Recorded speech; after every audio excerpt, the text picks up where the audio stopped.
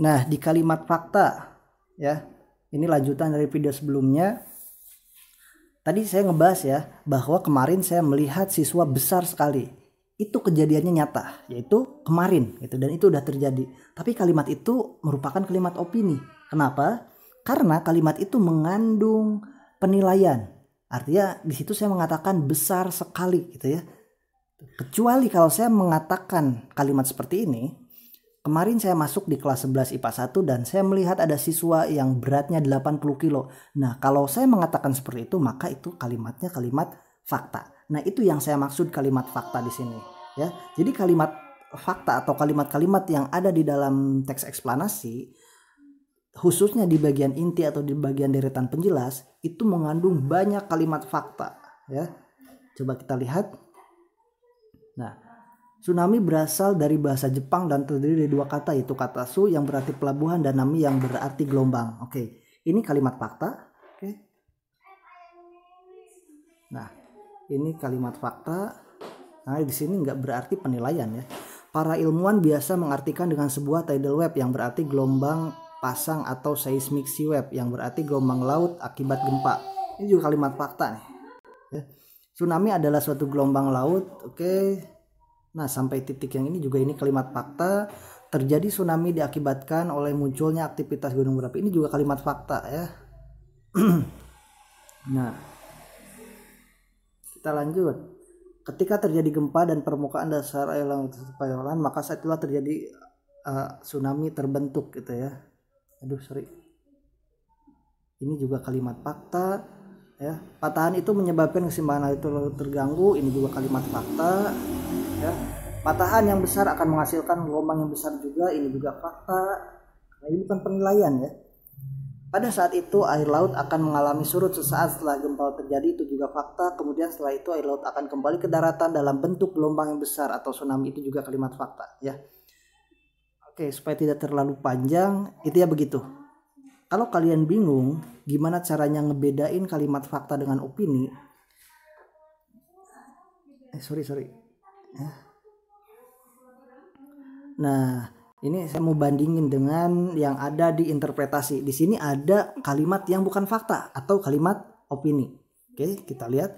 Tsunami menjadi salah satu peristiwa alam yang sangat berbahaya bagi manusia. Oke, nah yang ini merupakan kalimat opini. Lah kenapa? Bukannya benar tsunami itu berbahaya? Iya, tapi itu kalau sangat berbahaya, ini termasuk ke dalam penilaian ya.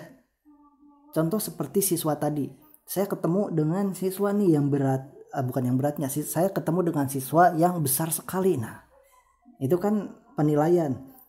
Misalkan ternyata dalam kenyataannya dia memiliki berat 80 kilo. Nah, menurut saya yang berat saya cuma 55 kilo atau kurus, saya mengatakan bahwa itu besar sekali. Tapi kalau oleh orang yang beratnya 100 kilo, ketika ngelihat orang yang besarnya 80 kilo atau beratnya 80 kilo, dia belum tentu akan mengatakan sangat besar ya. Nah, jadi itu sebuah penilaian. Ini juga sama nih, tsunami menjadi salah satu peristiwa alam yang sangat berbahaya. Itu kan penilaian gitu ya. Mungkin aja orang yang udah bosan hidup, dia nggak akan bilang sangat berbahaya, nggak akan gitu ya. Mungkin aja gitu ya. Nah, itu bedanya kalimat fakta dengan opini ya. Oke. Kemudian kata atau frasa keilmuan ya. Kata atau frasa yang berkaitan dengan ilmu pengetahuan atau istilah keilmuan. Jadi karena teks eksplanasi ini menjelaskan informasi-informasi penting dan fakta, maka biasanya disertai oleh istilah-istilah keilmuan ya. Bisa itu istilah dalam biologi, istilah dalam ilmu sosial, istilah dalam ilmu budaya, politik, dan lain-lain ya. Itu yang dimaksud.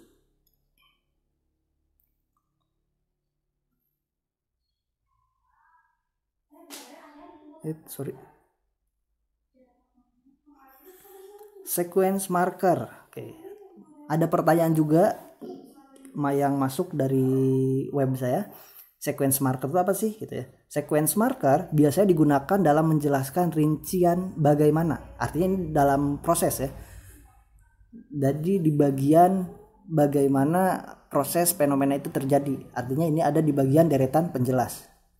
Biasanya digunakan dalam menjelaskan rincian bagaimana untuk mempermudah pembaca memahami sebuah proses suatu fenomena. Oke.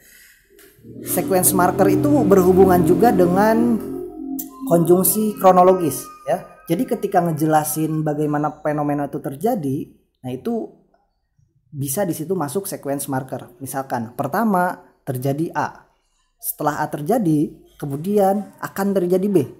Nah, maka setelah itu C akan terjadi. Nah, itu yang dimaksud dengan sequence marker. Jadi ada segmen-segmen gitu. Jadi ada penanda segmen di situ. Nah, jadi sequence marker ini berhubungan erat dengan konjungsi kronologis. Ya, cukup sekian. Mohon maaf atas segala kekurangan. Terima kasih ya udah nonton. Terima kasih juga atas perhatiannya. Semoga ilmunya bermanfaat. Wassalamualaikum warahmatullahi wabarakatuh.